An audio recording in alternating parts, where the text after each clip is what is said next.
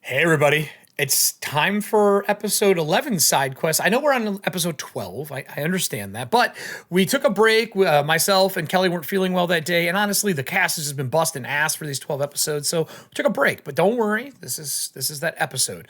This is all going to take place right before the trial. Before they find that the trial is canceled, and right after we did Nora's side quest, where she was dealing with tracking down the serial killer, Olivier Howitz. So it's right after that moment. So she has come back with a painting of Loretta, the key to the place out in the city she was at. All of that's going on. But meanwhile, Voss has finished his mage trial, and because that was finished, he has access to things in the Emerald Order campus that most people don't have access to.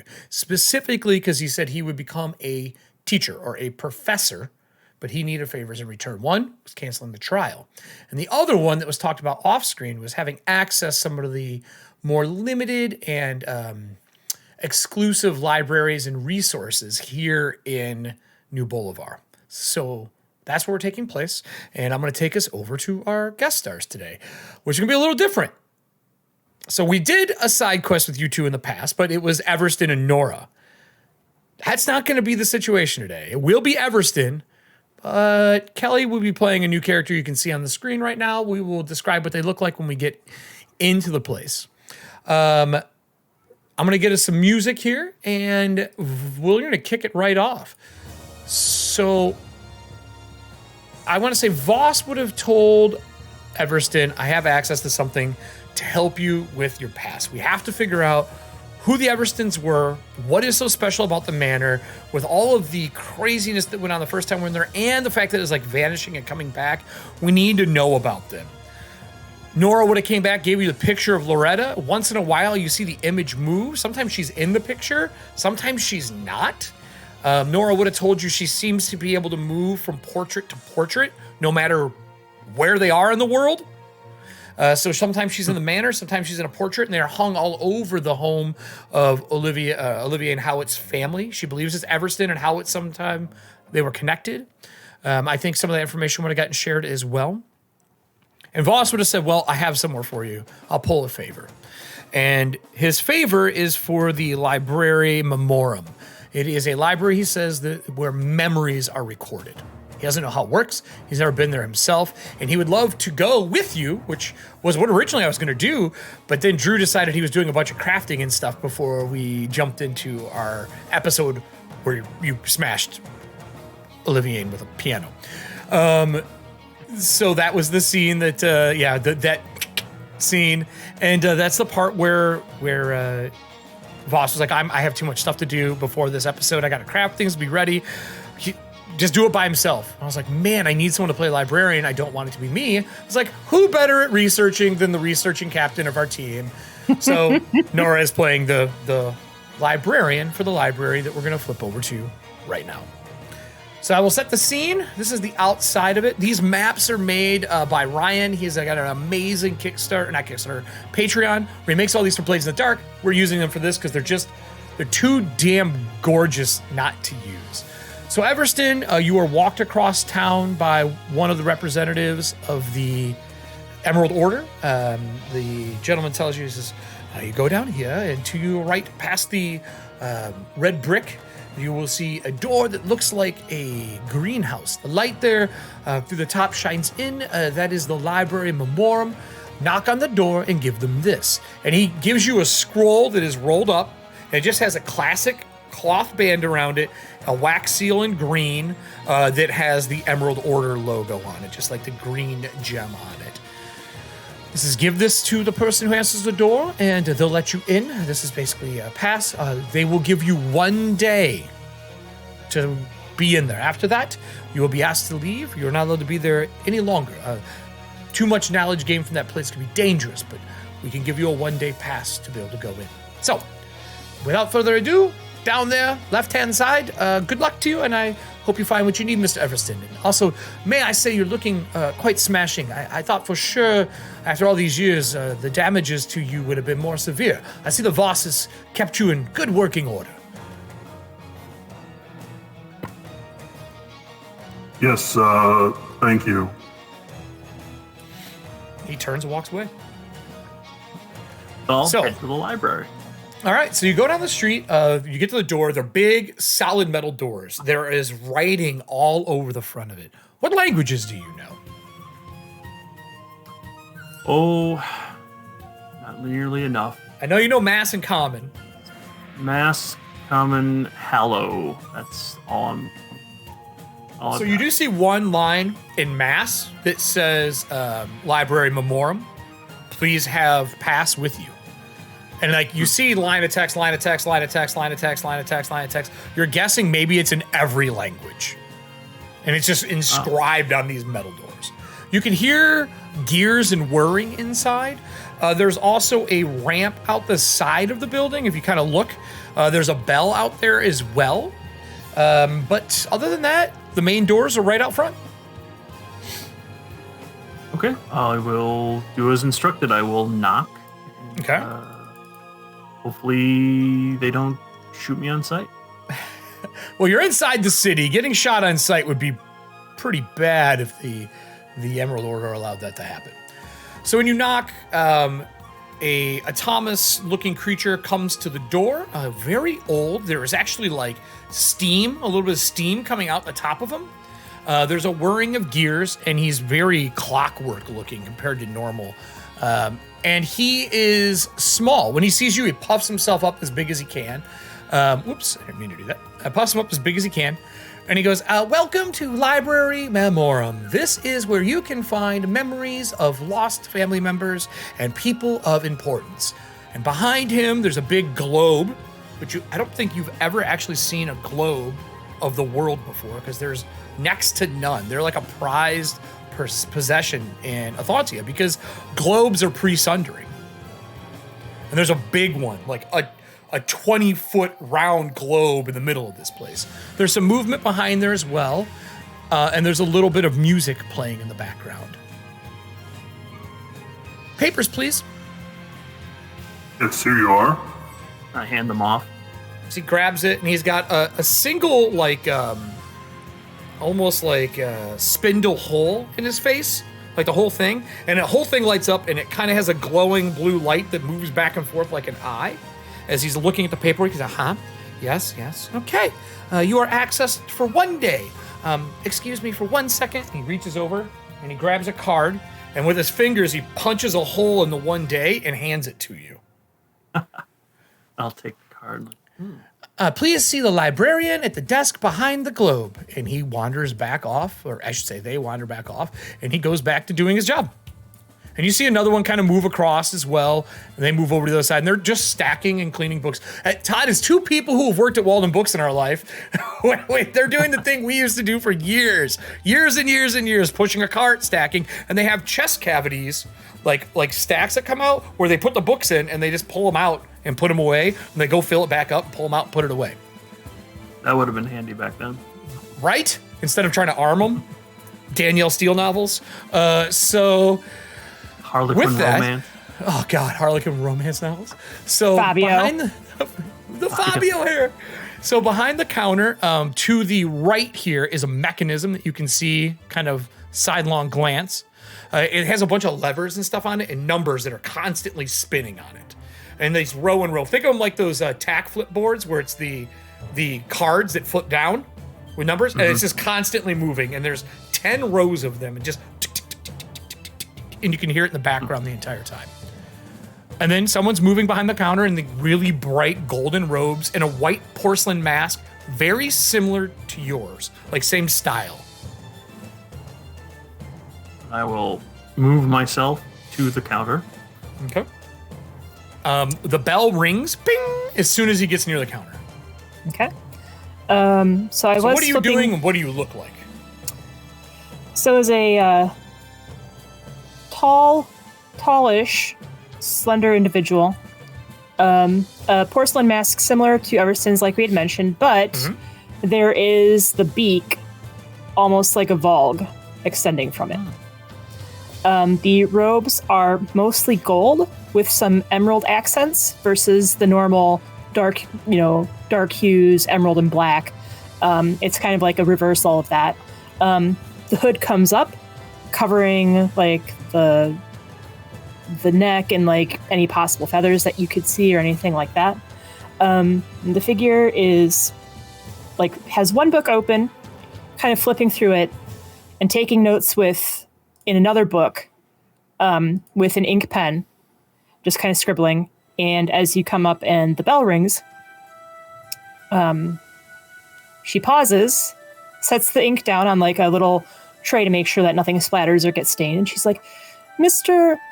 Horace Everston, I'm so surprised to see you here. Is there something I can help you with?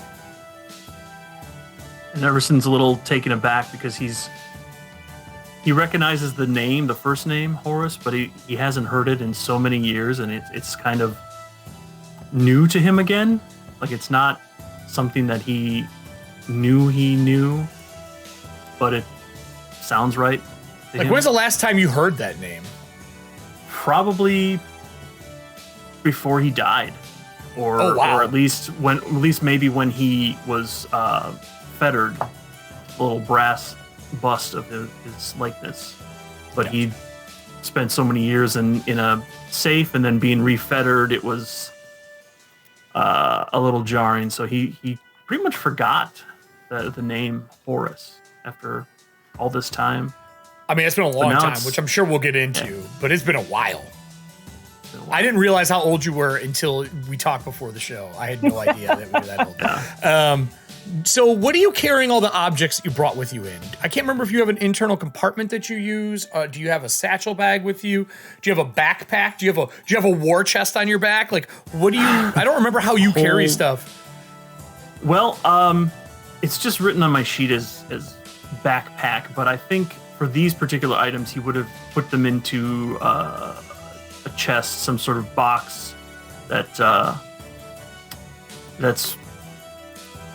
good for their transport, and it's like respectful to the items because there's souls in there in some of them.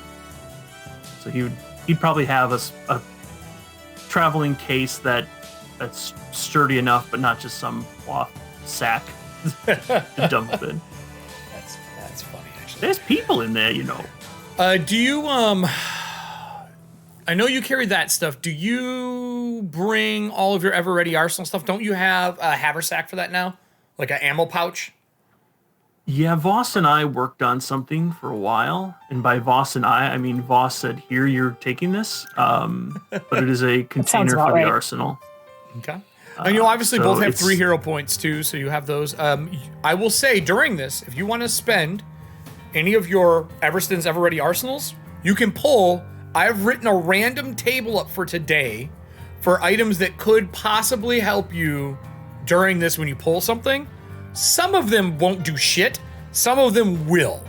So if you pull it out, you're like, oh, I need a pen, and you pull it out, there's a chance on this chart of 100 items that you might get something worthwhile. So keep that in mind. And there is a different many item. already. I have 100 100? items here that it could be. That could be. Okay. I thought you meant like 100 items that have been, cards that have been played in the arsenal. It feels like it. No, not that many. So anything that anytime you're like, oh, I wonder if I have something to help me with this. Depending on the level of card that you use will determine the level of bonus you get. Okay. Good. Okay. I'm glad we're finding a use for them because I'm having a hard time using them all. Oh, I have tons of ideas for them. The citizens of Merrifield are just too generous. Yeah, I was letting you guys kind of figure out how you want to use it for combat and other things, but I have some other uses for them that I think will be pretty fun. So with that said, nice. Do you see the person? Do they look female, male, or is it pretty androgynous with the way they're dressed? Is it not noticeable? It looks like it. They look androgynous, but the voice is decidedly female because I can't really do a male voice. voices. No, that's not your cup of tea. I could do a male voice, but the voice that would come out would not match the form. All right. It'd be more like a need tough a little guy. help, right, darling? You just need a little help. Right. Oh, hilarious. Hello, Mr. Horace Everston. How are you today? Yeah. And it's like a super slender librarian. Oh, I heard you like to lift iron when you're researching. Want to hit the bars later? Iron bars? Wink, wink. So, anyway, she's behind the counter. Hilarious. Muscle librarian, muscle mage. No, so if Everston looks like kind of like shocked, like, did you just call me that? Then the librarian would be like, oh, I apologize. Most of what I have on record is that name for you, although more books have been filling recently with just Everston. Do you have a preference?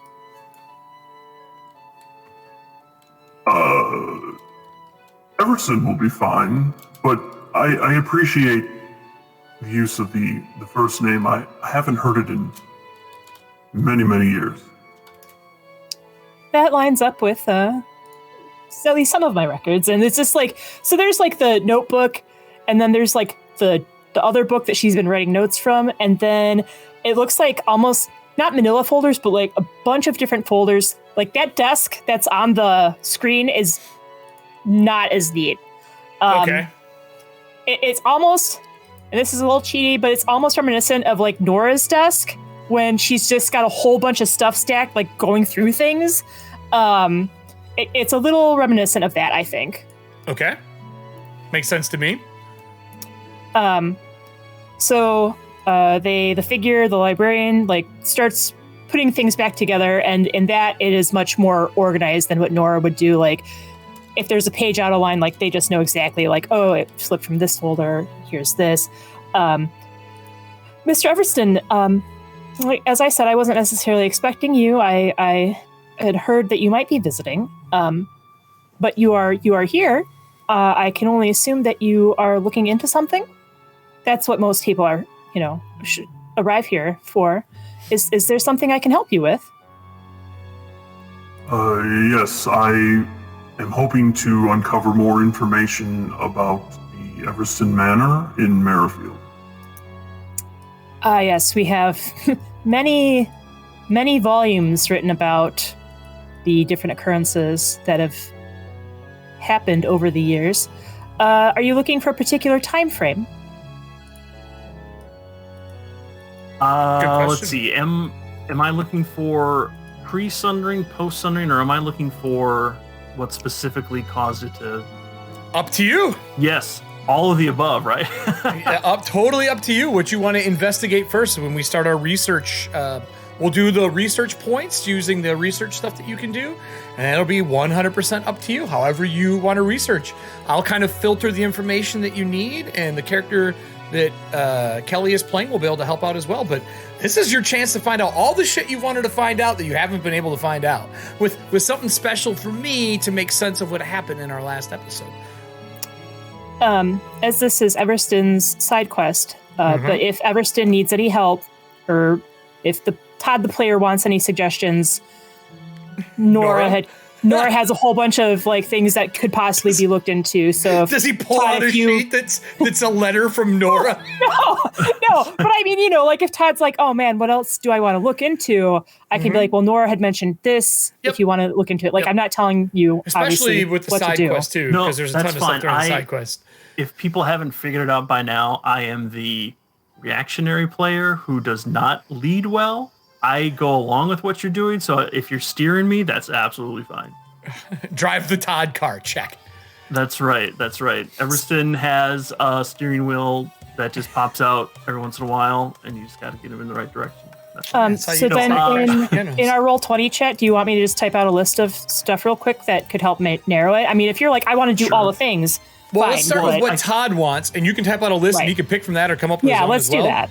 Yeah. So go ahead and tell me what you want to look at first, and I will get us rolling. To start, I'm hoping to learn of what occurred that caused the manor to shift out of phase occasionally. That's a good question. Let's see.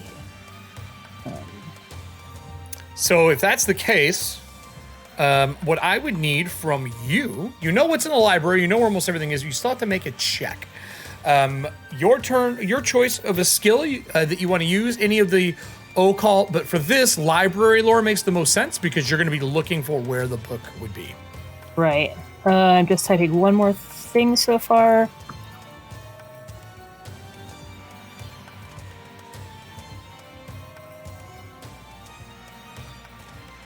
Well, just give me your roll really quick because then I can direct Everston while you're doing that. Okay. So I'm going to do Librarian lore. It's probably going to be the same as that one. Okay. I got 26 Librarian lore. All right. So on the second floor, there is a section for houses lost during the Sundering. That's probably the best place to start. Okay. So it scrolls down there. Well, Mr. Everston, I do believe that there are quite a few books on the destruction of manors during the Sundering. If you believe that is when this occurred, we can definitely start looking into that, because you're looking into when the manor started phasing in and out, not necessarily when it was destroyed. Right. All right. If you would follow me, and so the librarian kind of steps out from behind the desk and starts going Stairs towards are to the east. stairwell. Yep. All right, so And, stairs it is. Kelly, the player, gets some cat aggro. So hold on. Yeah, I heard the cat aggro. So let me grab the pin that we need, and I will show you. I'm just gonna put blank pins down, and I will mark where it's gonna be on the map for everybody. There we go. And the area is up here in this section here. And I'll ping it as well. Boop. Okay. All right. So I will lead Mr. Everston over to these bookshelves. And then, as I stated, these are relating more to the destruction and loss of various manors during the Sundering. I'm not entirely sure if this would have happened at that point in time, or maybe it happened afterward. But this is definitely a place to start. Maybe there are some seeds of information that we can find here that would explain why it started phasing in and out. All right. So Thank you. research is pretty easy in this. You pick a skill that you want to use to do research that makes sense. So, and really, it's anything that makes sense for what we're doing. The library itself gives you a +7 to your roll, just by itself, because it's a high-end library and because of what the memories are. The only time that it will not give you a level 7 is if the person helping you, doesn't know where it is. So if she fails a check, you lose that bonus. So you got a 7 for what's going on right now. Looking through skills, what would you like to do research? You could do perception and just scanning through all the books.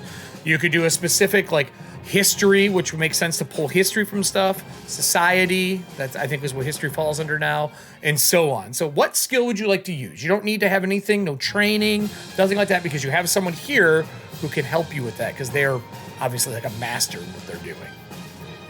So what would Everson start with? What skill?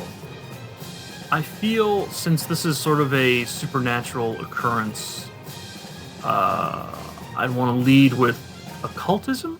Sure. Would you like to aid him in occult? Sure. And give me an occult roll at +7. I don't know if your occult's any good, Everston. That's a really good question, but we'll find out. Well, I'm actually trained in occultism compared to everything else you listed. Oh no, I'm trained in society too. Look at that. Well, there you go. Okay, let's see. +7.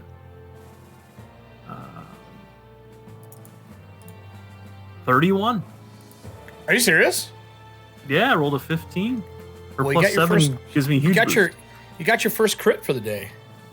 So Hey, all right. going Only through get worse from here. Exactly. So that's 2 points. You start looking over it. 2 points unlocks the first thing. And you specifically said you were looking for what happened to the Everston Manor and why? What exactly were you trying to find out? Or just What general occurred history? that it would cause it to do such a strange Shifting. phenomenon? So weird we discussed in the last episode that we played, which would have been episode 12, there is something known as the Gravelighters, and there's a mention a few times through here. Gravelighters were a group that originally were used to help pre-sundering help spirits find their way to the Keeper of Souls. And they would actually walk them through and light the path to where they needed to go to purgatory. The Manor was not anything to do with purgatory as far as you know, but Loretta's name is mentioned numerous times as a follower of the Keeper of Souls. Loretta is extremely old, although she looks young. And this has been described by Nora at some point to you before you came here, that she's over 2,000 years old. Fae bloodline, old, and she's been a spirit for quite some time. I don't think we have an actual date on when she was a spirit. Did Nora figure that out with the paintings? I don't think she did. No, I don't think she looked into that. She was more concerned about finding the detective. Right. So, honestly, she's over 2,000 years old. They mentioned that the Gravelighters would meet there secretly at the Manor to meet with her as she would be like the head priestess for the Keeper of Souls. And she would meet with the Gravelighters there to give them their assignments and send them into purgatory to help important spirits make it to the Keeper of Souls. So she basically gathered them, hand them off, and they would ferry them like a ferryman to where they needed to be. So that's the first thing you would know. Why the house disappeared? There is a meeting, and after that, the house went missing. Gone. The date on this would have been, you died at 25 AS is when the house finally disappeared. AS, okay, after the sun. Yup. Hasn't been gone that long, but I mean, 30-something years of being a spirit banner, it's pretty bad. That's pretty much what you glean out of that. For the critical, though, I will give you a bonus thing. There is a lead to the next thing you could look at if you wanted to learn more about the Manor. Your family was known for making a Thomas. Your background, what did Everston do for the family? That's probably a good time to talk about pre-sundering Everston. Does he remember any of what he used to do? Besides flying. We know he likes flying. Oh yeah, he loves flying, and which is great because that was part of his job. He was a representative for the family business to airship companies that bought the machine parts that the family produced. And you produced Thomas stuff and then tractor equipment and stuff, or like farming equipment? Or was it just all big machinery? They got their fortune in the beginning pre-sundering with farm equipment. And then after the sundering, they pivoted to airships because, it's wartime. You know how it's like, it's wartime. We got to contribute to change your factory and make bullets. That's right. That's absolutely right. All right, that makes sense. So that's what he did. He would they would sell the parts to the companies that made and assembled the actual airships. Okay. And then he would go along for their first, flight and like help teach them how to use the items or maintain them or whatever it was. He's basically like sort of a salesperson, but just like a representative from the company. And then he got to go out, and he loved doing it because the flying, because it was like so freeing for him. He as a child, he had a terrible fall and he broke his leg, and recovering from that, he got a bad fever and he almost died. And, so that's probably the memory that comes from this. Then is that memory. All right. Oh yeah, definitely. So because of that illness and the broken leg and the sickness coming from it, like he's had bad lungs and he had to walk with a cane all the time. So he felt like he was so restricted in everything. So that flying, he loved it. That's why he loved doing the job, going out with the airships, because there's that way to be free and fly around. So as that memory kind of floods back and you remember the cane specifically, the camera kind of pans down Everston, and the first thing you notice is the same inscription that was on the handle of your cane and down the cane itself is actually the same seam line that runs down your legs. Oh. Is it now? Mm-hmm. Looks just like it. And what does that say again? Nothing that you can read. You're unable to read it. Thought I'd get you. Nice try, though. So is there something else that Everston would want to look into after figuring that part out? Is there another lead that he would like to go down? Loretta, you know about her a little bit more. You know that she was a keeper, not keeper, but a follower of the Keeper of Souls. What did we decide how we were pronouncing her name? I think it was Aviana. Aviana. Does Aviana want to make any checks for that?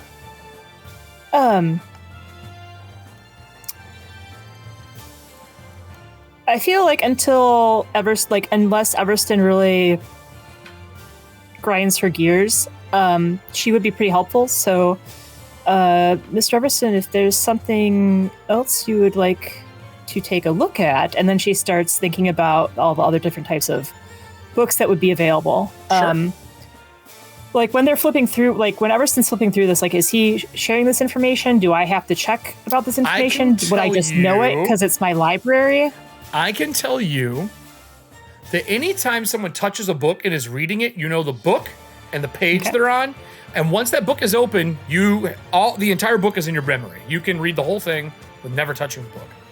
Okay. So you know what she's looking through. You're like, oh yeah, that book. It's like that moment where it like sparks memory. Right. Nice. So then with that, I think I would roll religion. All right. Just because it is in fact the Keeper of Souls, and that was a religion pre-sundering. Yeah, absolutely. I got a 30.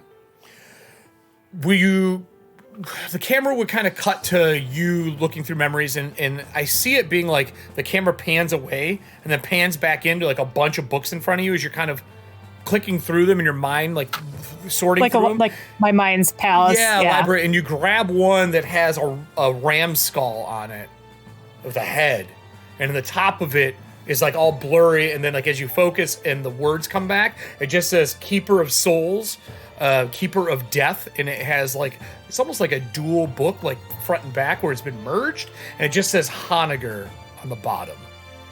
Okay. Keeper of Souls is somebody who originally, all the souls, everyone who died went through him first. When judgment was passed, he would decide what plane of existence they would go to. Okay. If they made it through. If they made it through. Right. Some people did. Some people were just dirt bags, and he just kept them and made them do work forever. Right.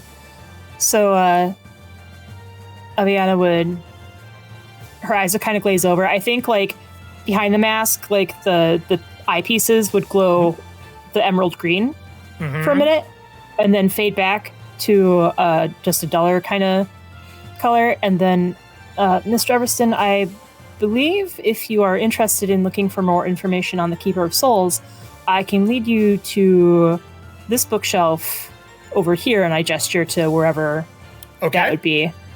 Otherwise, if there is something else that you would like to take a look at, please let me know, and I'll see if I can remember what shelf it's on. What would you like to look into, Everston?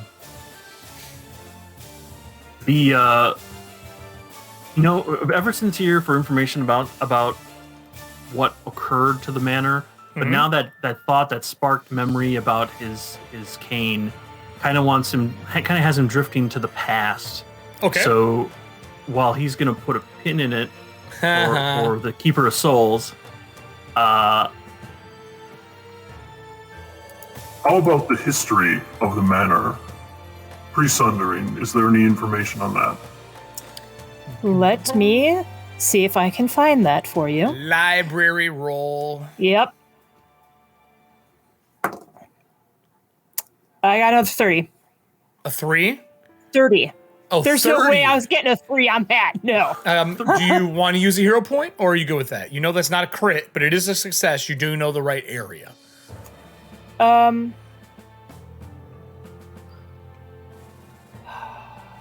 don't know how well you rolled, so that's totally up to you. I mean, I got a 10, so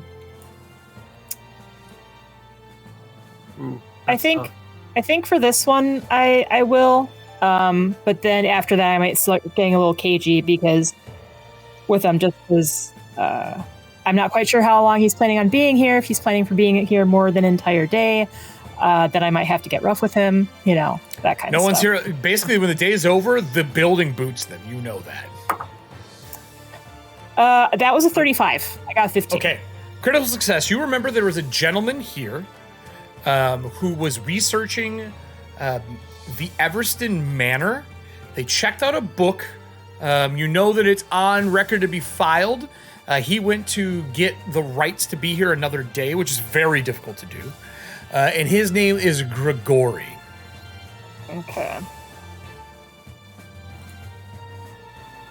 And that's down here. I put a pin down here for you. Back on floor 1 in like the little itty bitty, large size cubicles, but cubicles for people to study and have private space while they're doing it. So. And again, this here is an opening through here, so you got to like walk around the edge just so that makes sense. This is the first floor down here. Right. And it's like right here. Right. So I know Grigori as Nora. I feel like he might have been the same kind of attitude with the librarian just because of his family. Yep. Cool. Since I'm playing her as a much more of a nicer type person, I feel like she might have been a little irritated with his presence. Oh, so, he's rude as shit. Yeah. So as she's like, actually, yes, there was a Mr. Grigori Wraithmore looking into the manor. I can tell you what book he was looking into. If you'd care to follow me, I can show you where it is. It was it's filed to be checked back in. He's trying to get another day pass. So if you want to take a look at it now. I mean, kind of. Kind of, yeah. Kind of. He's a douchebag. That would probably be like the first, like, not that you've been talking very long with her, but I feel like that would be like the first sign of like that friendly librarian mask kind of cracking a little bit. So as you all start making your way down there and you get down the spiral staircase, the autonomous that are here are moving about, and one of them is in that area and they got a bunch of books stacked up and they're putting them away, and he picks one up that has like a message on it, and the camera will kind of slide to him. He's like, oh, well, not ready to be filed yet. And he sets it back down, and there's like glyphs on it that glow, and he sets it down, the green fades away, and he turns and starts putting other stuff away. When he turns, he grabs levers on this bookshelf, and all the bookshelves slide, and they just disappear, and new ones come into the space. And there's like words and text, and they seem to form the library bookshelves, and he starts filing new things away. And he looks and he goes, I'm sorry, librarian, and he walks away from that area because they're not allowed to be there when studying is happening. And they move away. Thank you, Xavier. We'll be out of your hair as soon as possible. No worries. I live forever. I will wait you out. Pretty much. Right. So you walk over, the book's still there. He did not file it. They did their job. Sometimes they don't read them. You've had to work with them over the, 8 centuries you've been here. But what? So do you hand the book over, or do you just lead him to the area and set him down? Are you going to assist him with this? Or are you going to start gathering new pieces for him to help with the investigation? Or that research, not investigation. Sorry, wrong character. Right, wrong character. Research. Mr. Everston, would you like me to assist you with this book, or would you like me to find other files for you? I'm giving him the option. Yeah, sure, absolutely. It's your job. You're there to help. You're a service person. Yes, I would appreciate the assistance. I'm not familiar with the layout or ease of use in the library. Emerson's more of a throw a table at it than a read a book about it kind of guy. More of a beat it with a piano kind of person? Yeah. So you get to there. The book is shut and it is locked. Well, that won't do it all. It doesn't unlock. That lock is not the library's.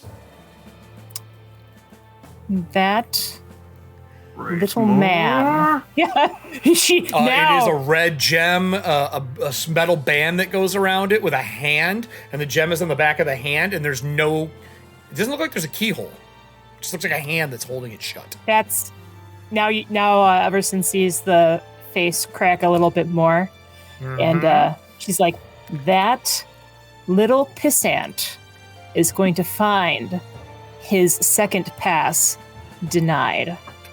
So, and I'm going to try and break that lock. Are you physically going to break it and possibly damage the book? Do you have a spell or ability you want to do? That's too important to do that. Or does Everston have a magical ever-ready arsenal he'd like to pull out from his past? Perhaps I have something that could assist you. All right.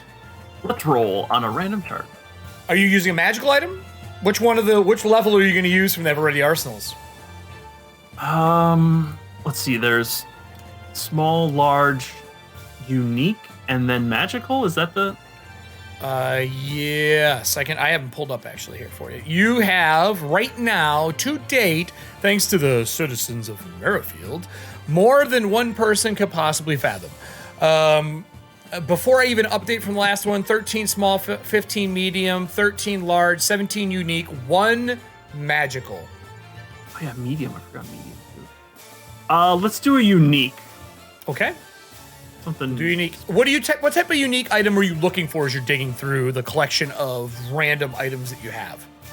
Like, are you looking for like a wand, a key, a weapon, a quirky item? Well, what are you looking for? A key would be nice. Like, my hand lingers over a crowbar. I'm like, no, and then I'll move on to something else. I need that later. Fuck that. That was the most ridiculous. I can't walk into that. Just blindsided myself. All right. Oh, so perfect. We will click. So you reach in and you pull out a white pyramid-shaped like gem. It looks like a D4.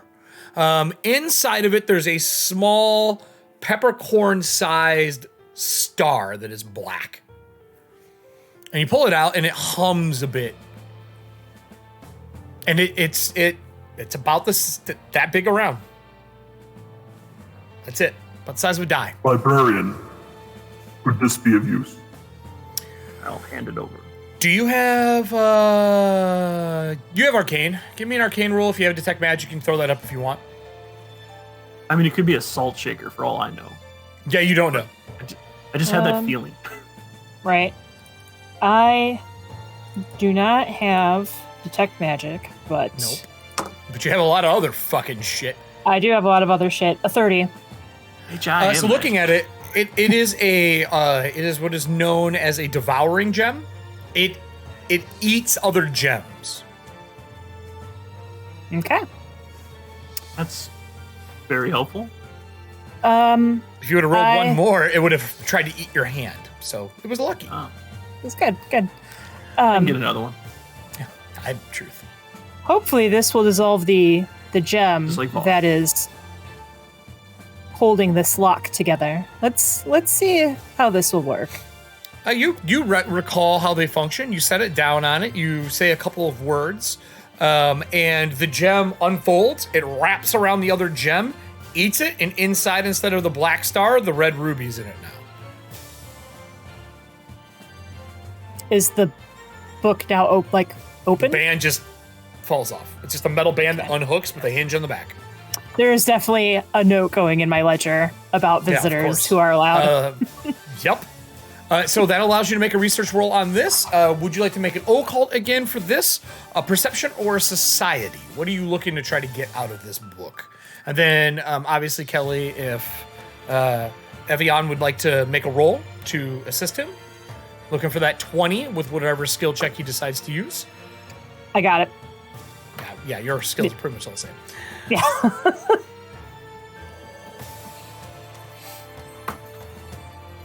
So I'm just making note.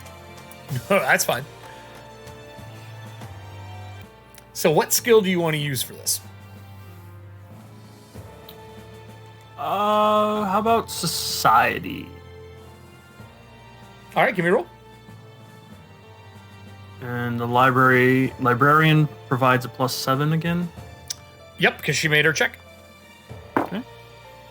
Not as high as last time, 26. Keeping her, or are you going to use a hero point? That's a tough one because it's a 10 on the die. It's like a 50-50. You know what? I got so many. That's how I felt when I was like, Much better. It's a 16 on the die. woo. Okay. 32, is that what we said? Yeah. 32 is a crit, actually. So you get 2 more, putting you up to 4 points, which unlocks the next thing. All right, let me mark this. So as you open it up and start looking through it, he has put little slips of paper in there, written in another language that you don't know. But your shadow leans over your shoulder next to you and whispers to you for the first time. And he speaks in Common, not Croak, not You sneaky Telpathon. little shit. He goes, I can speak here. I don't know why. This is great. We can discuss so many things. You have one day. Listen, and there's still like a croak noise to him, but he's speaking Common, or at least it seems like it. He goes, that the bookmarks, when you touch them, be careful.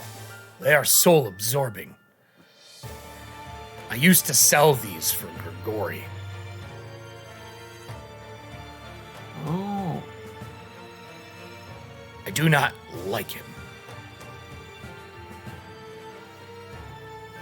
Pretty enough that I don't either. One more thing in common. So if you I open will it, you relay- could shake them out, but then you're gonna lose all the marks. But if you flip them, I will need a reflex check for this entire process to make sure you don't bump one of the bookmarks.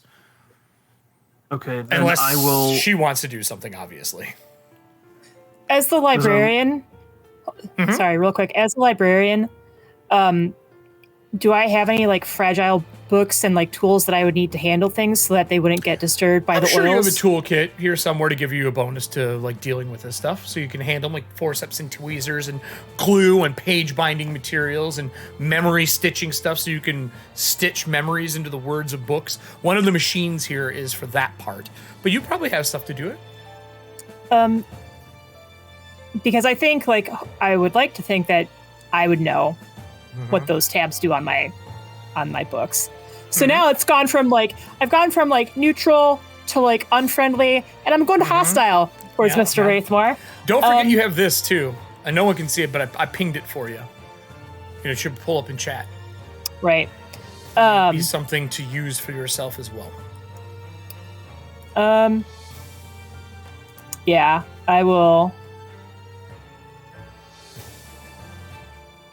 Do you think I would do that just in case he's done anything else to one of my manuscripts? And then Right. I will go and Mr. Everston, before you start flipping through those pages, I do have tools to help with more delicate tomes here. They may help in keeping you safe. And I go off to... It's probably kept, like the one that I'm going for is probably kept behind my desk. Yeah, So I that's go and my I grab guess it. as well. And then I come back and it's just like a little kit. And then there's like gloves, oil blotters, forceps that have like really nice, like either like silk or some sort of really soft cloth that wouldn't catch or tear anything. And because I think like because we're kind of the same icon size, like I think like while she's slender, she's also very tall. So I'd like to think that they're large. Oh, yeah, Size. probably. Large enough for him to use. So Everything here is large. It's also made that way so that other people who come in here can't use them. So that was another crit. You got a roll. You are going to remove with that. If you want to give me a library, what would be library lore? Craft, probably craft bookmaking. You don't have that in your sheet. Just use the same skill check as your knowledges.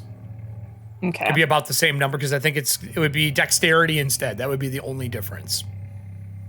Well, my dex and my int bonus are the same, so Fucking do it up. that's a Hi. 32. A 32? Yep. Okay, that's a crit. So you start pulling them out, and they are individual ones. At the top, there is stuff written on them, and first one says Everston, the next one says Voss, the next one says Oliver, another one has the Librarian's name on it, so he's put a bunch of soul capture bookmarks in the book in case any of you flip through hoping that he could get a hold of one of them.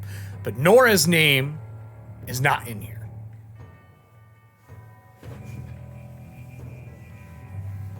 And you take them all out and you put them into the thing and, fold the paper, and they're safe. As long as you make physical contact, you're safe.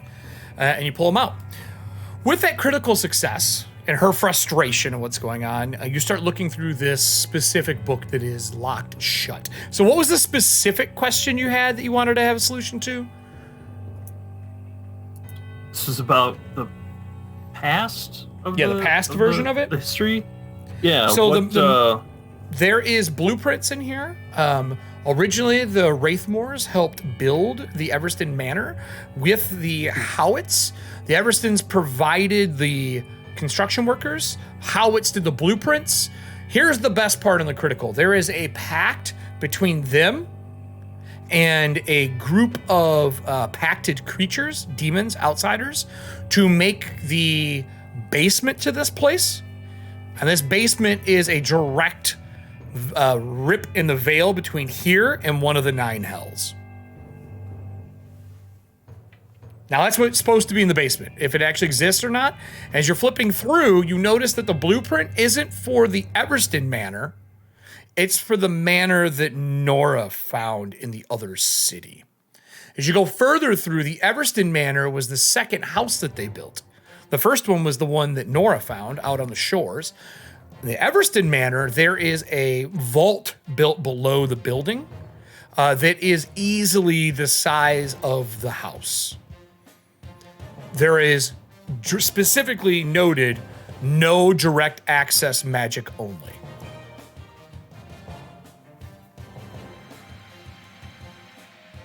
Furiously writing notes.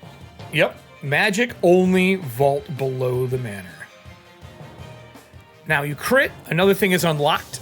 Is there another memory that you want to unlock for Everston, or do you want me to unlock one? No, how about you? Because All right. I probably know where it's going, but go ahead. Do you? No, I want you to do yours then. If you think you know what it is, go ahead. Because then I'll use mine for the last one. No, I don't have a past event prepared. Okay. I have a Todd feeling, a Todd inkling. Yeah. So the manor below where Everston, the original Everston was made, not original Everston, sorry, the Howitts Everston Manor, where Nora went, it is based around a graveyard, in a graveyard area. That area is pacted to one of the 9 hells, which seems really weird and odd that someone would do that. But Nora did mention that the Howitts were pacted, that they were tieflings, or something similar to a tiefling ancestry. For yours, it is a vault below, and it is built on top of a natural spring, like actual water. That is where the Everston Manor was built. Makes sense. You guys did find underwater caves when you're dealing with a Gorgon. So running water underneath here would make sense. That doesn't mean it's in good shape anymore, but a well was in the city. It had natural water towers already. All the things that you would expect pre-sundering. The memory that you have, though, growing up is your mother, which would be Loretta back in the day, because she's so old, she just went through generations. She would disappear through one of the closets underneath the stairwell that you would open and put like shoes and coats and stuff in. She'd walk in, be gone for hours, and come out. And she would do it every time she played hide and seek with the kids. But the memory specifically is with you, and it is with where's his name here? Lila Eve, which was the doll item that you have of playing hide and seek. And Lila went in, and Lila never came back out. Ever. You played hide and seek? She was a friend of the family. I don't think, right? Lila's not your sister, right? She was the friend that played on the farm? We have the same surname. Oh, she is. She's Everston. You're right. So She's family. she's family.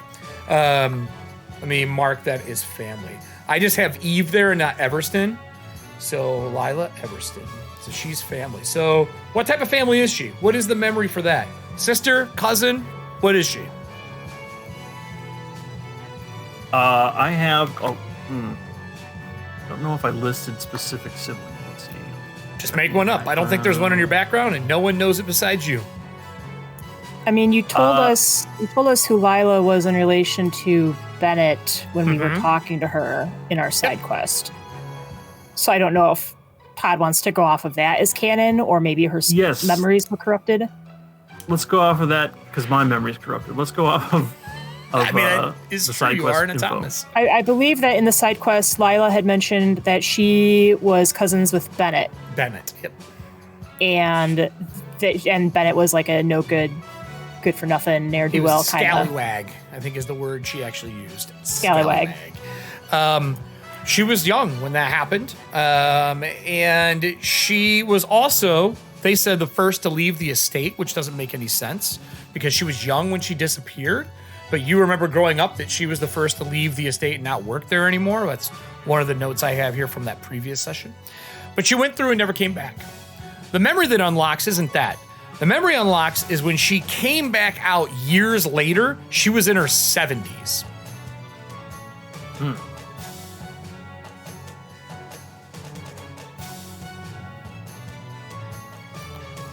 With that, there is a image that is carved under the right breastplate that you have, and the image is Lila Everston is the name, almost like a tattoo. But it's underneath like one of your armor plates. And you don't take yourself apart very often. But the name and that finally connect. And right below it is the image of a small, like, doll sitting down. That's freaky. She's a doll now. Correct. I mean, she's fettered to a doll, so that's... What else would What you is like to going on? research? What else would you like to research? I think by this point, like, the librarian's like, strange. One of your traveling companions was not listed on one of these bookmarks. Oh, yeah, you would know that. And Yeah, that makes sense. who would that be? Miss Tenwick? No, she'd go, Miss Moore. I mean, she calls herself Tenwick now. Miss Tenwick. Fuck. Yeah, she would know that too. She would, yeah. This, God damn it. Now, I'm getting the timeline mixed up, but this is the second time, or one of two times, I should say, Everson has heard that. So, Yeah, this was the Questions first will time, be right? made I don't there. think you would This have will be heard the more. first. Yes. Yep. Second time you heard it would have been during our last episode, correct? Yes. So it wouldn't have been as a surprise, but you would have heard it for the second time, though. All right, then. Questions will be asked later. All right. Everson What likes else would you to like to file research? things away because, Yeah. you know, I don't blame you. He can't get info out of or about that now. It's like he's here about the mansion, the manor. Okay. So what are you going to look into now?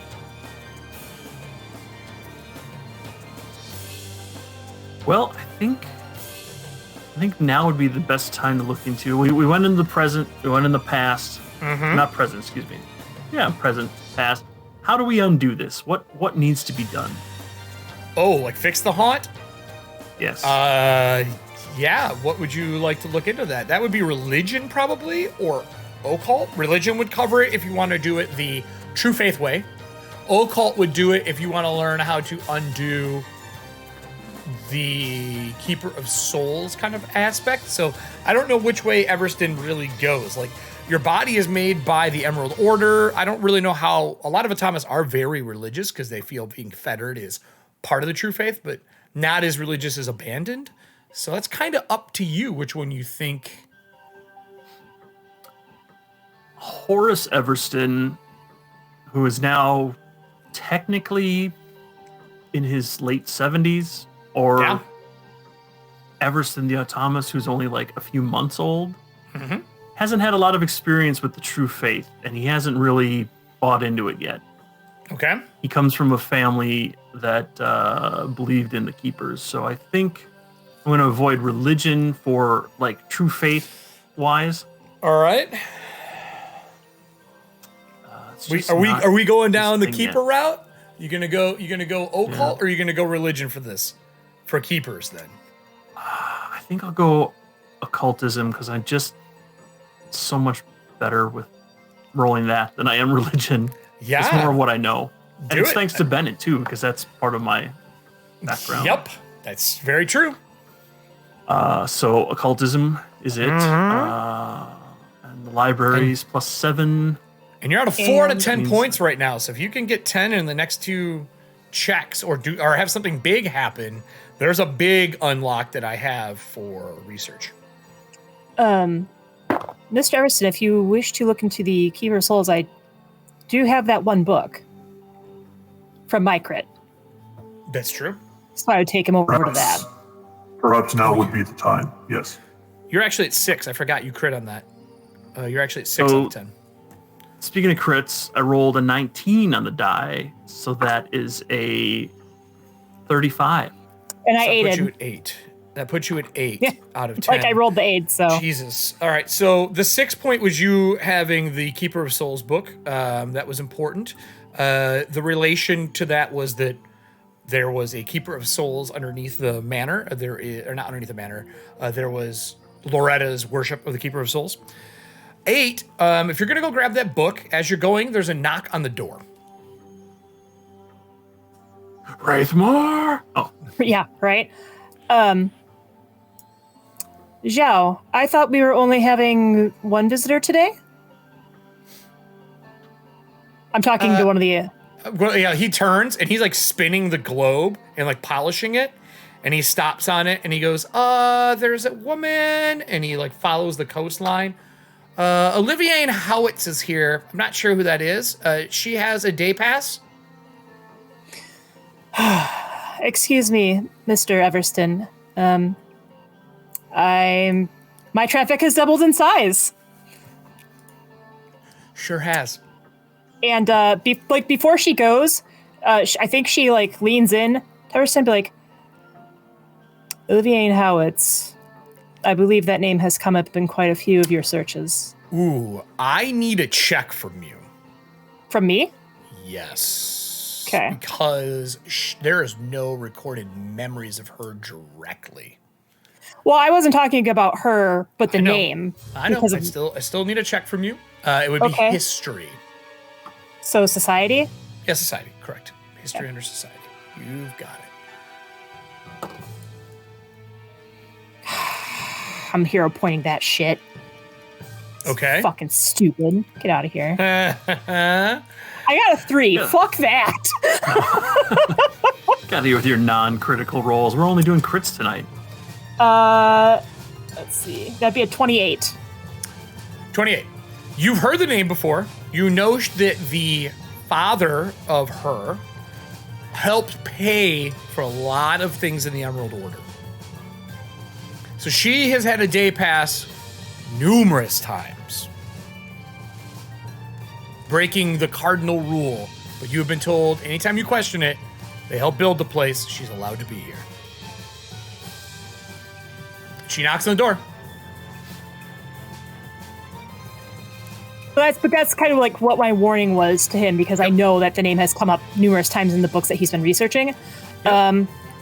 If you need me, Avian, it's Olivier. Please answer the door.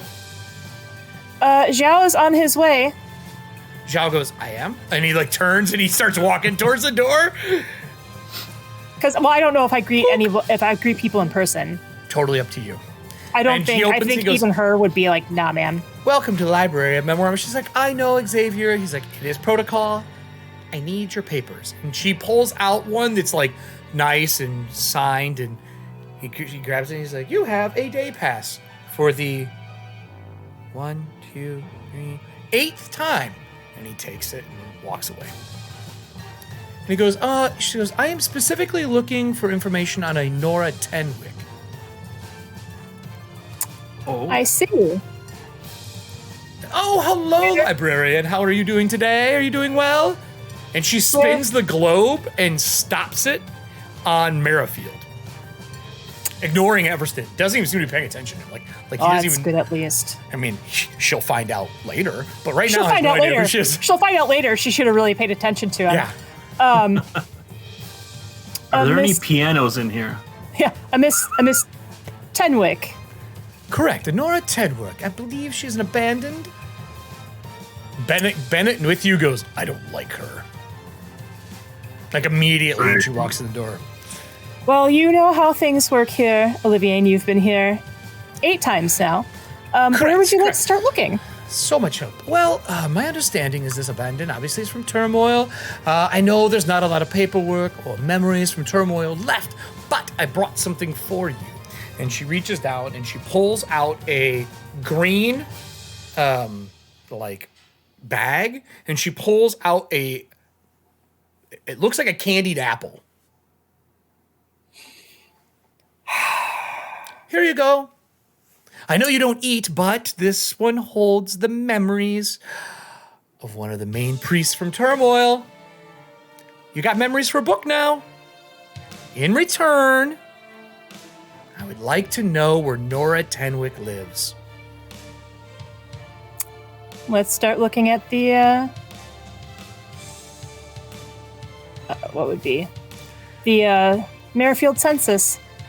Ooh, and she rolls the globe a little bit and she taps and she's like, my understanding she's in New Bolivar. I need to know where she lives here. Well, then let's take a look at the New Bolivar census. Excellent, thank you. And you would wander her off to show her where things are.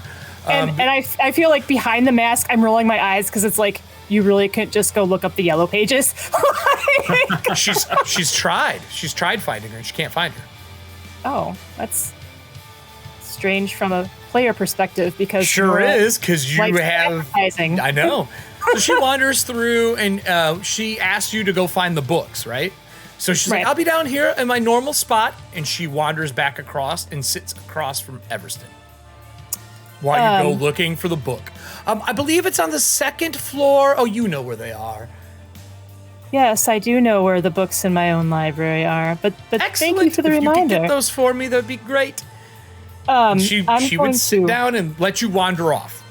So I've actually named my librarians. Sure, just okay. FYI. So we You have got Xavier.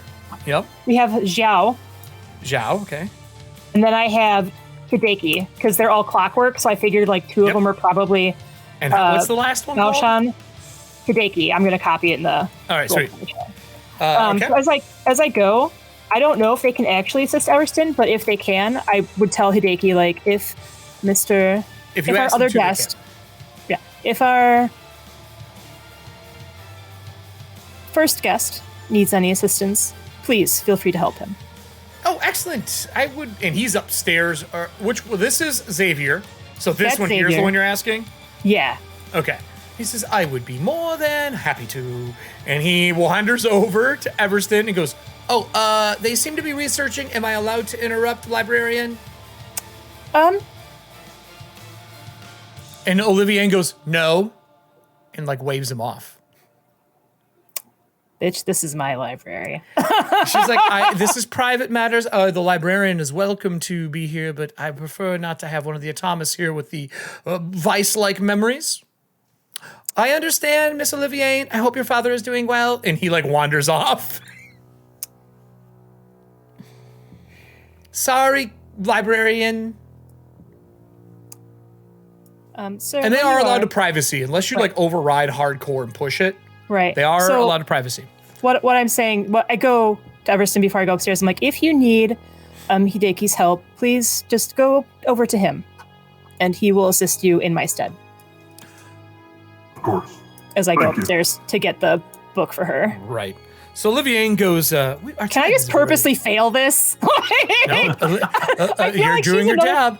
I feel like she's another person that's ending up on my shit list. I'll roll. She goes, I want to do my job. She's never I don't been wanna get in rude to you. She's trouble. always been nice. She always brings you a gift. I just She's feel never done like anything bad to you. just that, ever. like not even out of character, like in character, just her little sing-songy, like, do, my father helped build the place, blah, blah, blah. And I'm just like, you little shit. I feel like that's where that frustration's coming in from. She leans into Everston and she goes, "Oh, Mr. Everston, a Thomas built by the Emerald Order. My father was a big part of this place. I know all of the amazing atomas that are built out of this place, and your markings are so unique." And she is looking. She doesn't come near you, but she is looking across. She's kind of leaning on the divider between, but she has to stand because she's normal sized. She's kind of standing looking over, and her horns are not showing right now. She looks human. And she says, "What are you here researching? Is there anything I can help you with? I know so much about this library. Sometimes I know more than the librarian." I heard that. He doesn't know it, but I fucking heard that. Thank you for your offer, but I wouldn't want to impose upon your time here. I know our time in the library is limited, so I will let you get back to what you're doing, and I will continue with what I am. I'm going to be honest, I'm just hiding here right now because nobody's allowed in. Is the lightest Everston has ever been. Yep, but she just said, "I'm just hiding here because no one's allowed in. It's a perfect place to gather your thoughts. Do a little research." I agree. It is nice and quiet. You know. Or it could be. You know Nora, right? The paths have crossed. I see. Would you consider her on a scale of friend to mortal enemy? Which side of the equation would you put her at? I don't follow. If you had a choice to go out and, I don't know, pet horses, or go out and smash her face into paste, which one would you pick? I'm really leaning towards the smash face to paste, or maybe slice her throat. I'm not sure which one. She's making my life very difficult, and I do not appreciate it. And her the Michael Myers head tilt, And she literally mimics you. There's so many things I want to say as a player, but I'm going to keep my mouth shut. Is there something wrong, Mr. Everston? Again, are there any pianos in here? No. All right. I'm deliberately not making that mistake. I'm sorry, I've lost my train of thought. I'm so busy with my research. Oh, what If are you you'll excuse researching? me. What are you researching? And she wanders around the desk like it's an invitation. She seems like a rich kid that just, it's not that she's trying to be rude, just everything has been silver platter her entire life. Sure, she gets her way no matter what, so she just butts in. Mm-hmm. What are you doing? Can I help you? She shall be eaten later. And she yells upstairs like, "Oh, librarian, while you're up there, can you also find the blueprints for..." And she pulls out a little notebook. She goes, "Blueprints for Merrifield. My understanding is in the middle of a remodel. Thank you." So I got a 33 society on finding my own fucking address. Yes.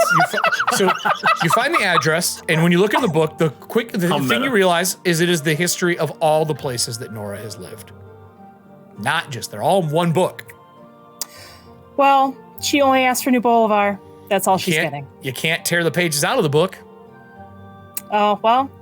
She asked for the book, and it's like Nora Tenwick's places lived, and it has everywhere she's ever lived. Dude, it's like turmoil, random skiff. Yes, fucking it's in a cave everything. for 5 years. It's everything. You're like, well, and yup, exactly. And then she asked for blueprints for Merrifield, stalling you longer.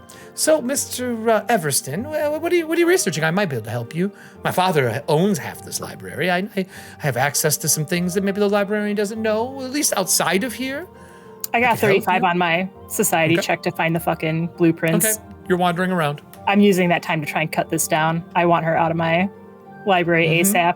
Sure. And Everson kind of stands up from what he's doing and at his full height. And he turns directly towards her and says, No, thank you. Are you intimidating her?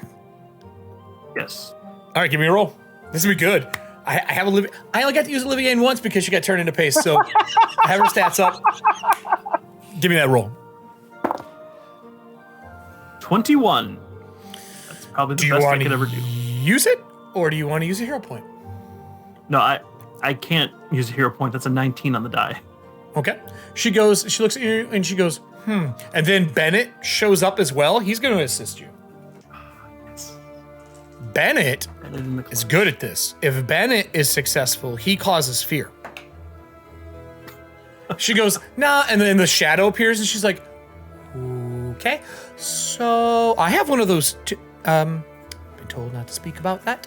I apologize. I didn't mean to barge in. I'm just a friendly person. But you tell Nora when you see her that her and I are going to have some very poignant words.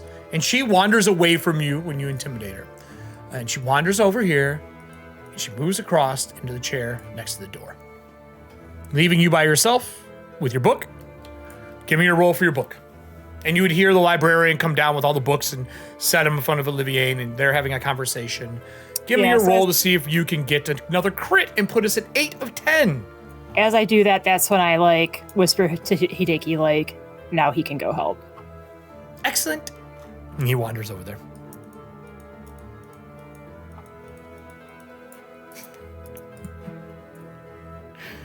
He's putting books away on the way. I just made him go over the map.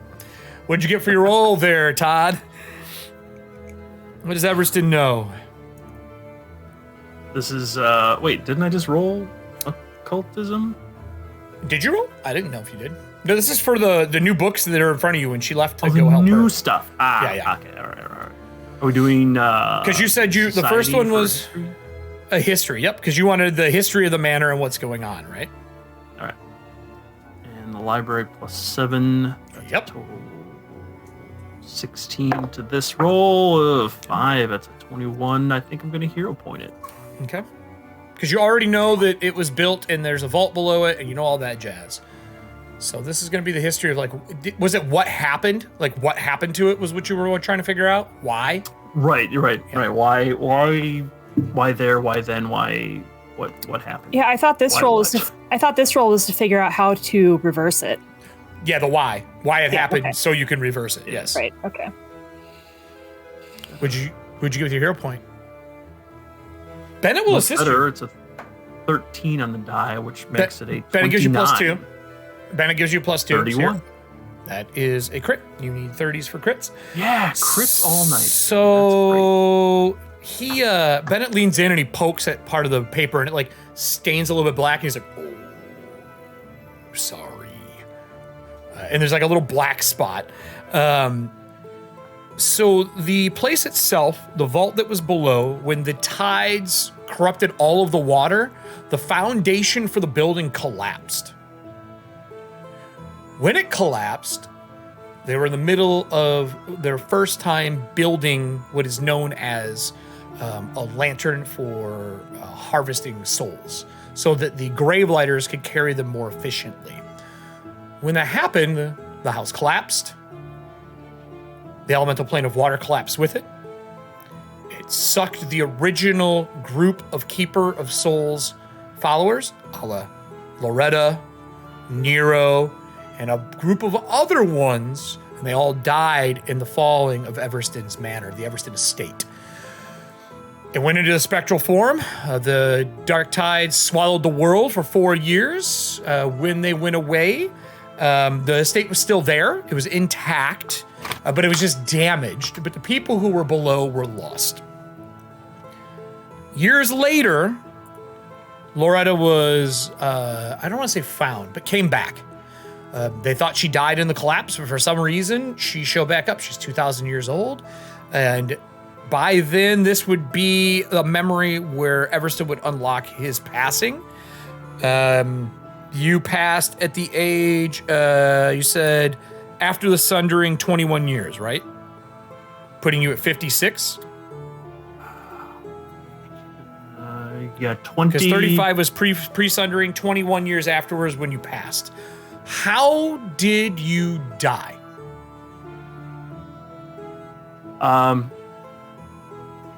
Everston was aboard an airship that was on patrol. They were testing a new Everston Machine Works engine. Okay. And there was a catastrophic failure. Sounds the airship, about right. Yeah, the airship plummeted into the dark tides, and there were no survivors. All right. How did they get your soul back? Do you know? The family was it dredged up? The family spent a lot of money. I think it was 4 years later they finally found, like, the company suffered a lot. Sure, for the lost. Because of that failure. And after 4 years, they kind of stabilized a little bit, and they were able to spend a great amount recovering Horace Everston's soul. And this was 26 AS, so 4 years after he died. Okay, he was put into a small bronze bust. All right. So the small bronze bust, you would have a memory of Loretta holding it. And she was phasing kind of in and out of the material, holding the bust, phasing in and out with it. And she is actually the one that fettered the second soul into the bust, which was from Voss's background. And that second soul was obviously Bennett, who was hidden in there. Bennett was stowed away on the ship, and Bennett goes, and like you both look at each other and the memory clicks. Bennett was unfortunately hired to cause the catastrophic failure on the ship. Oh no. He did not know at the time that you were the one who's going to be on the ship, but he was to collapse the Everston, capital. And he didn't know you were going to be on the ship. And he just looks at you and goes, I didn't know.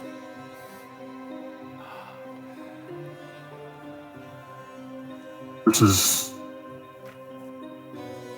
terrible. Why would she destroy the family business? I don't know. I was hired by her to cause the ship to fail. She gave me what was needed, but I didn't know you were going to be on it. She said there'd be some lives lost, but she paid me well, enough for my family to move away. I'm sorry, did Loretta hire him? Bennett, She didn't know you were on the ship either. You weren't supposed to be on that job. All those people, Bennett. Yes, I know.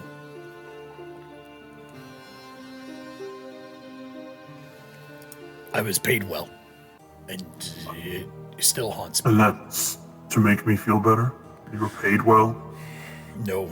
My death was fine. I don't mind at all. I am better off now than I have ever been. Right. You're right. A superior form. I can do the things I've never been able to do. This is how I am meant to be. But Bennett, all those people. 240. I know. I can hear them all. They're all bound to me. Your mother was very angry. She hired me to stop it from leaving. I failed.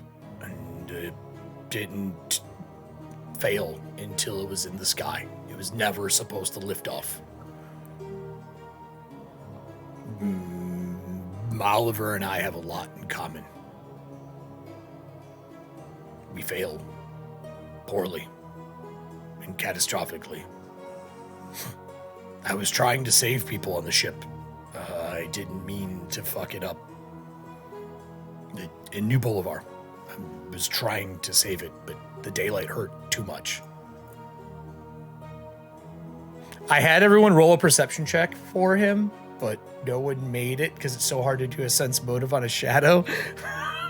He was trying to stop the balloon, but he looked at you in the daylight, hit him, and he let go. He took too much damage. He had to disappear. I'm sorry. Never supposed to leave dock. No one should have been hurt.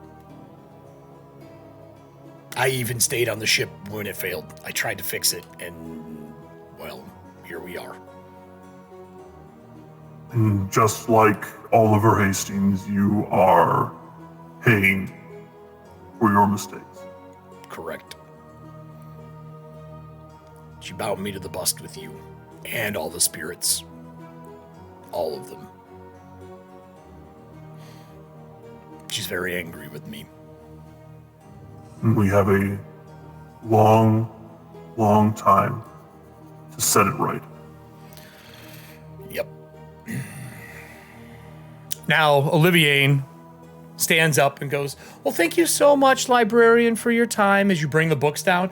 She's like, I think I've spent enough time here. And as you set the books down, she doesn't even open the second book, the Merrifield one. She just opens the first one. She flips through them all. She writes something down, and you can see it. So she writes down a location in turmoil. She writes down the name Christoph. She writes down her office locations in both places. She writes down the word whisper, and then she writes down the most recent one, which is the golden horse. And she dots it, closes her book, and she's like, I have to be going now. Thank you so much, librarian. I hope you enjoy the memories inside that apple. Just, be careful with them. Don't write a nasty book about me. And she wanders off. She's like, Everston, have a great day. I hope we see each other again soon. And she opens the door and leaves. Little does she know. Oh, we will. Yeah. Oh, it'll happen. As the doors close, Everston could hear the librarian go, if anyone writes a poor book about you, it's going to be you, Miss Alvin. How it's very, very, very true. So the last check that I think you should do for today's show, for our side quest, is you've pieced together some of your past, you've gathered some of your memories, you've learned some stuff about Bennett. There is a chance with one more check during your time being here today, and you've been here probably like 14 hours on and off, talking, having conversation, doing study. Like, it has been a long time of studying and reading through novels and books and entire encyclopedias and scanning through things. She came in towards the last half. There is one thing that hasn't been researched yet that I see you put a list up here between the two of you in our Roll20 chat. There's a bunch of things here that could be researched. But specifically, you've done the destruction. You haven't talked about how you changed the ownership of the Everston estate from Howitz back to the Everstons. There you go. And that's pretty important because coming up in our show that was already happened, you're probably going to want that because even in the town being in another place, technically speaking right now, you don't own it if they decide they want it. And I guarantee they consider this would be dangerous. Right. So the librarian calms herself down a little bit. By the time she comes back, like, I even feel like after Olivine left, like, the feathers started like peeking out. Flip the token. So as she comes back, let's flip it. She's taken down the robes, and she's taken, I think she's even taken off the mask at this point because she's like so just frustrated. She's like rubbing at her eyes, and you can't do that with a mask on, right? Nope. So like she comes over, she pulls the hood down, she takes the mask, the porcelain mask off, and puts it on the desk, and she rubs at her eyes, and she's like, she is so draining. But you, Mr. Everston, have been a delight. Is there anything else I can help you with while you are in my library? One last thing I hope to uncover. And in case people can't see the icon, the new I just pulled it up on the screen. Everyone Okay, can see cool. everything. Excellent. You can describe it if you change it at all from what's there. Totally fine with it. I will say the feathers that she has look like actual gold. So, and they would be words all over them. So That's the only thing that's different from the picture. So, like, in terms of like the actual icon with the beak and the gold feathers, that's unchanged. The robe is still bright gold with the green trim. Where the feathers go from like the gold to the orange red, that goes into like the Emerald Order. Green. Okay, that makes sense. And I feel like the beak, as it comes out, turns from like a gold to like a white gold. Okay. Or like a rose gold. Okay. And she's like kind of smoothing her feathers down a little bit. She's just ruffled. like, you, Mr. Everston, you have been a delightful guest. And as I said, if there's anything else that you wish for me to assist you with before your day passes up, we can certainly do that. If you would like to come back, I can talk to Professor Calcor about that and see if perhaps we could arrange something. Okay. In case you cannot find what you are looking for today. I would indeed like to return. Before I go, I am hoping to find a little more information on how the ownership of the manor changed hands, the Howitz family, and perhaps how we may return it rightfully to the Everstons. Well, that would be in our legal lore section. Keeps written records, and other less binding arrangements recorded between various parties. Let me see if I can find what you're looking for exactly.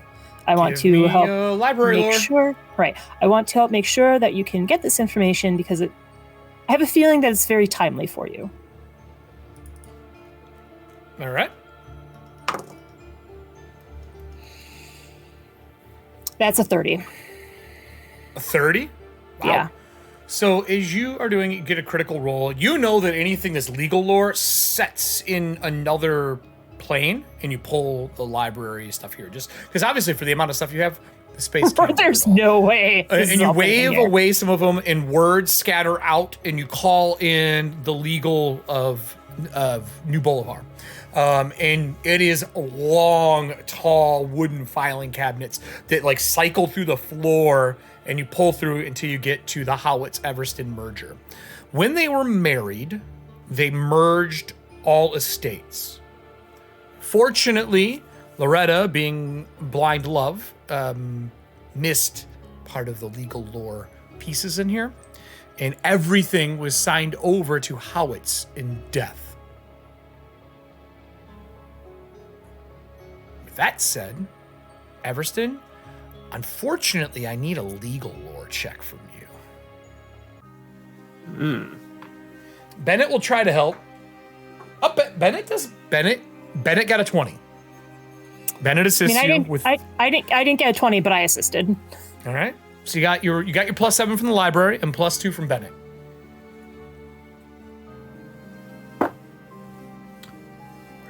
With their +9 total, it's a straight die roll for me, but I did roll a 17 for a 26. Okay, 26. Not a crit. It puts you at the 9 out of the 10. There is a way to reverse it, and it's actually pretty simple. You just need Loretta in death to sign off on the estate transferring to her son.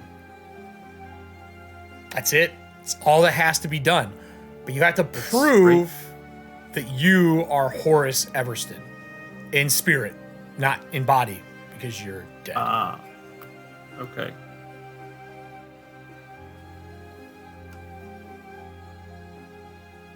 I think preemptively,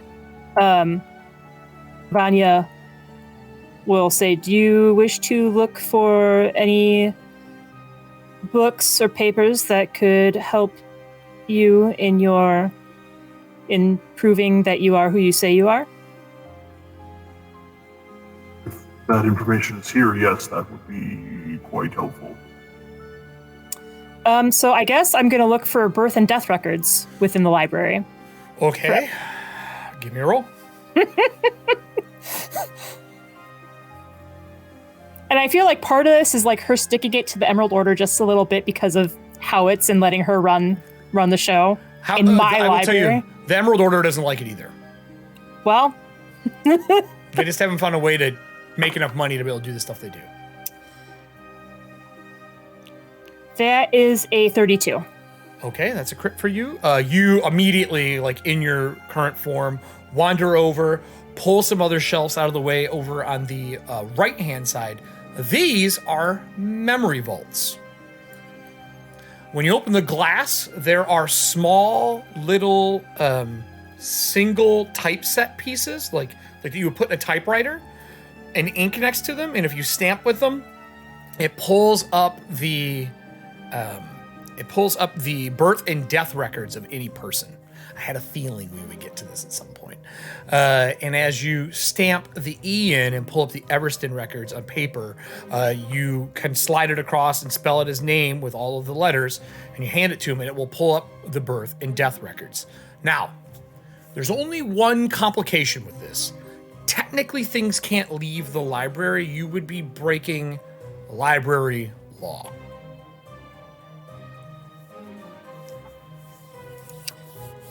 Even if he writes it down himself? He can write it down, but that's not proof. This is a legal document because you have it and it's stamped by the library. The only way they can leave is if you physically take them and represent them. You have not seen the light of day outside of this place in like at least 5 centuries.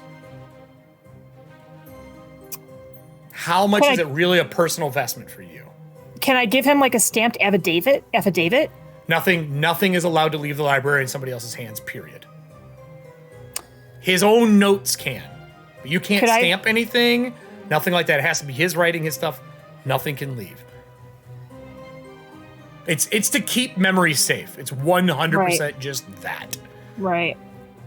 Everston, you will get a research roll on this, though. So give me I would say perception check or occult, your choice. Again, you get the library assistants. Yep. And you get Bennett's as well. Since Bennett can speak, he's able to aid you. Perception is higher than the other, so I'll go with that. Okay. So he aids as well, you said?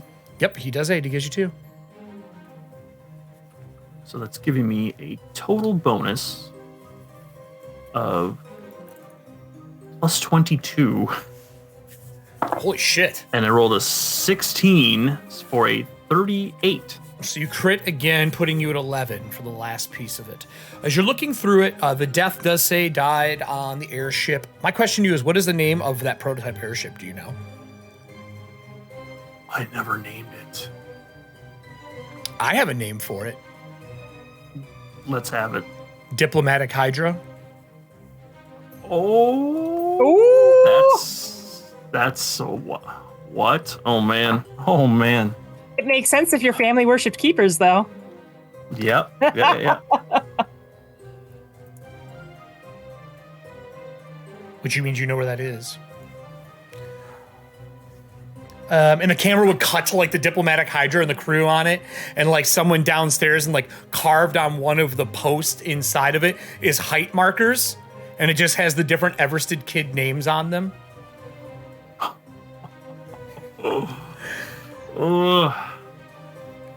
That's too good. So you have a memory of flying on that ship. Who was your father growing up? Do you know him? Like, do you remember him yet? Or is it something that you still don't remember? Would you remember who he is? It's just a silhouette, memory, like a black silhouette anytime you see him. Mm-hmm. So anytime you look at Bennett, it probably has a little bit of a memory thing for that, where you're seeing a black shadow talking to you.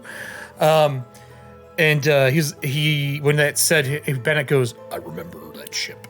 I did not want to harm it. The engine being made ran on dragon fire, or so your dad said. Very powerful. I feel bad everyone burned. The blue flame was bright.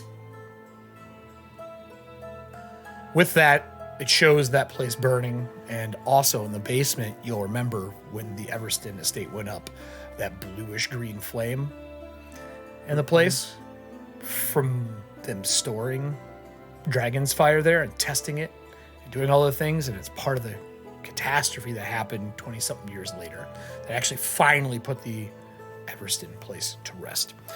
with those paperwork, you know that you are officially it. You could maybe try to convince the Emerald Order to come here and see it, but even then, they can't take it to court or prove anything.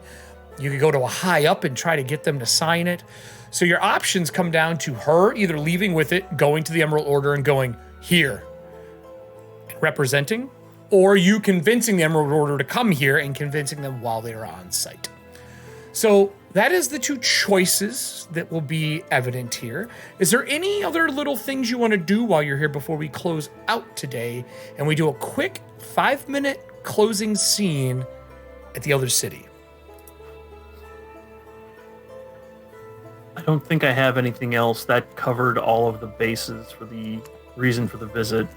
And it's uncovered so much more than I expected. Anything for the librarian? So Avanya is like so. There's a part of her that is like very frustrated that she can't help, but she sighs and she puts the mask back, or she sighs and she says, "Mr. Everston, there's a part of me that would like to be able to go out and help you, that would like to step beyond the confines of this library. Although it is obviously larger than appears from the outside, I've been under house arrest, you might say, for a very long time.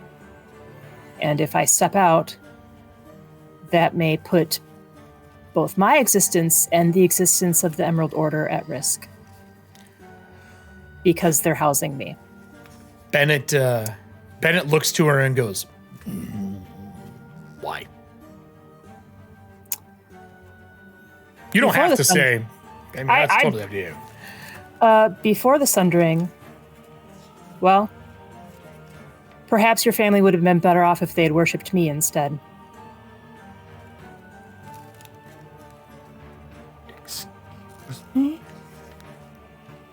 Worship. You're a keeper, is what Bennett says. In a past life, yes. All of the robots in the place, every one of the automats goes, shh, when the word was said. Yeah. In a past life, yes. In this life, this is my domain.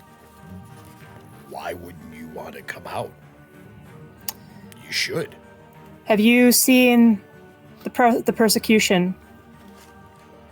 Yes. Of the followers? Sure. Not even the ones who are corrupted, the ones who still follow keepers who have kept their sanity, kept their original intent. Keepers such as myself, they are also hunted and put to the stake. But that's right now. That's right now. Leave Ingrad. Don't stay here. Right now, I feel like I can be of better service to all the citizens of this world. With the help of the Emerald Order, I can help preserve knowledge. I can help preserve true speech.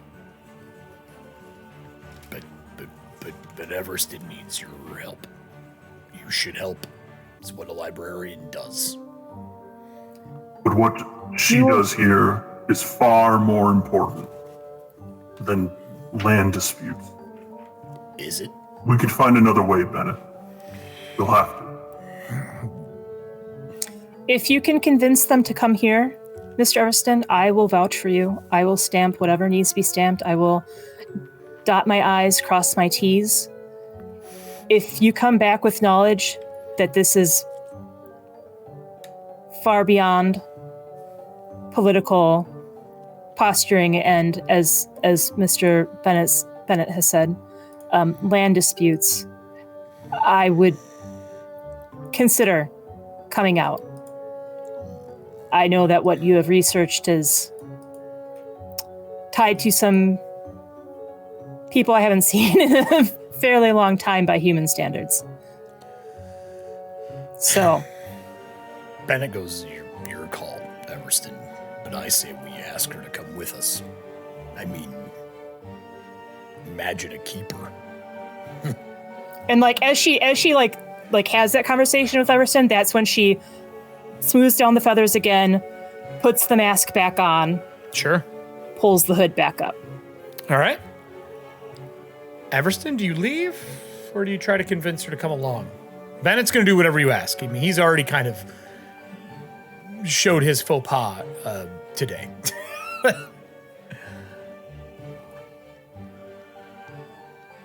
Couldn't have done this and gotten this far today without your help. And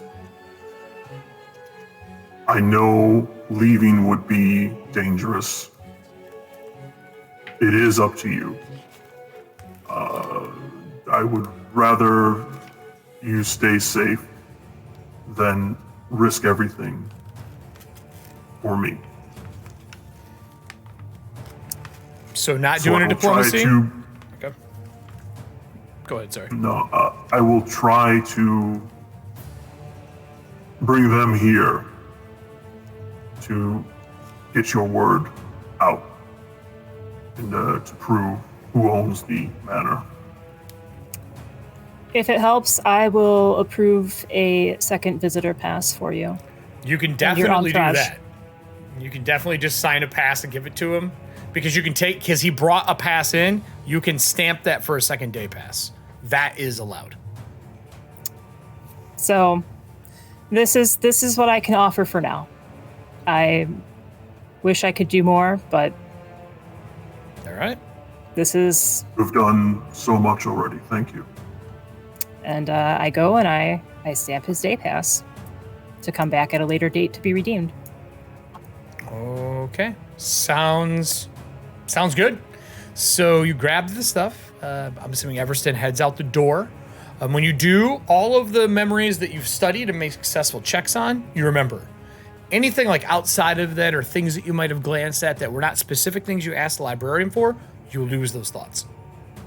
All your personal memories that are on lock, keep. Bennett starts croaking again when you leave. He can't speak to you anymore, so you're gonna need to find a way to fix that. Now that because croaking just sounds like he's an ass, but he's really just trying to speak the entire time. And we're gonna do a quick cut to Nora and Everston a few days later, heading back to a location. And it's gonna be a quick 5-minute scene.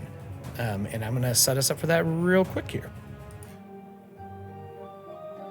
So as everybody shows up, well, I should say everybody, the two of you, Everston and Nora make a trip back out here. After Nora investigated Sol-Lazier and encountered Olivier Howitz, which we just saw in the library, fled from her and everything, but she knows that there is the Everston holding, an estate between Howitz and Everston's when they got married. And she found a key here where one side is an E and one side is an H. So I'm gonna take us over to the map. And this is a quick scene for the both of us, but hey, look, Nora's back. Hello. So as you bring him back here to the door, you've tried the keys a little bit, but you didn't have a lot of time, and you definitely want him with you. The soil here, Todd, so you know, when tides flow over dirt for long periods of time, it turns into like potting soil. Like all the nutrients is gone, all the water's gone, so it's like this fluffy stuff that you sink in. For her, she's out up to her shins. For you, it's like thigh high as you're like wading through this nasty soil like dirt, because potting soil is like that really packiness to it, and you kind of wade through it. On each side of you, there are lamp posts, like knocked over, bent. Some of them are intact. And then one closest to the door on the right is lit, and the one second from the door on the left is lit in that like greenish blue flame, very similar to the Everston estate when it burned up. And those were not lit previously. But when you are given the key by Nora, they light up. And then you see the rest of the torches go.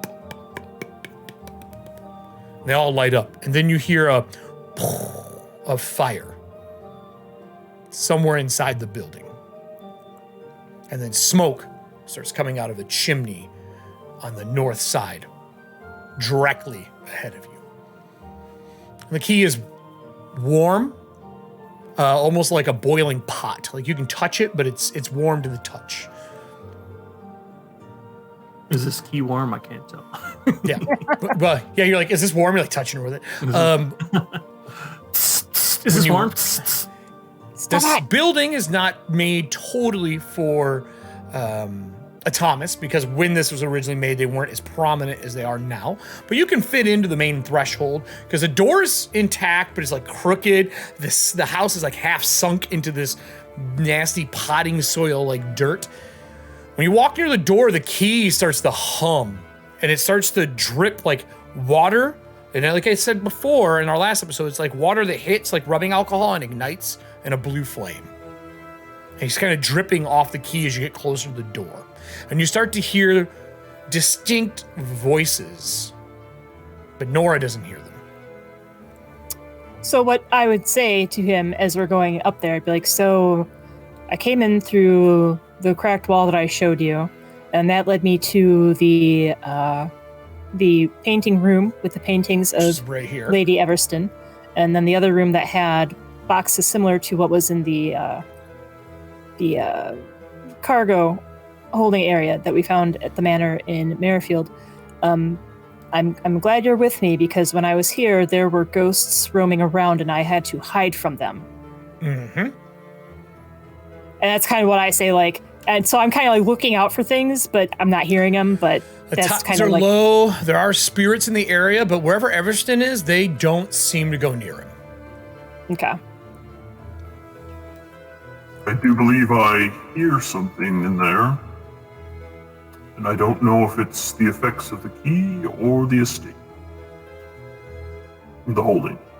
I mean, I don't hear anything, and I'm gonna concentrate, like, make this my... You can make me a perception check if you want. There's a chance you can hear it because you speak Hallow and you are technically a living undead.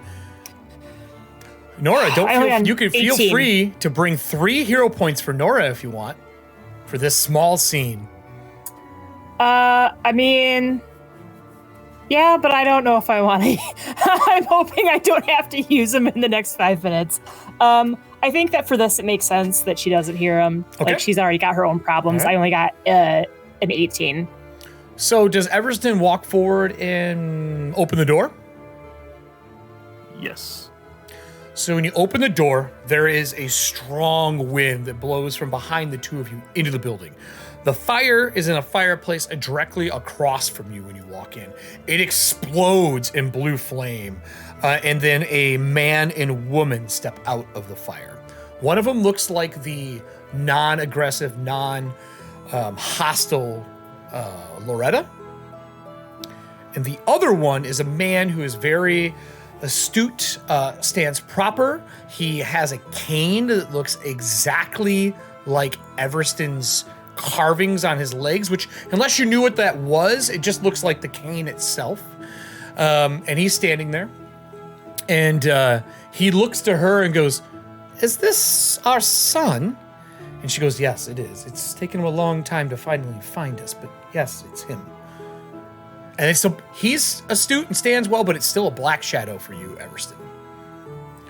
I need a will save for you.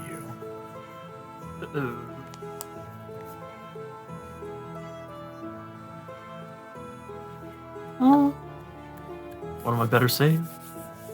Is it? It's gonna be, because that's a...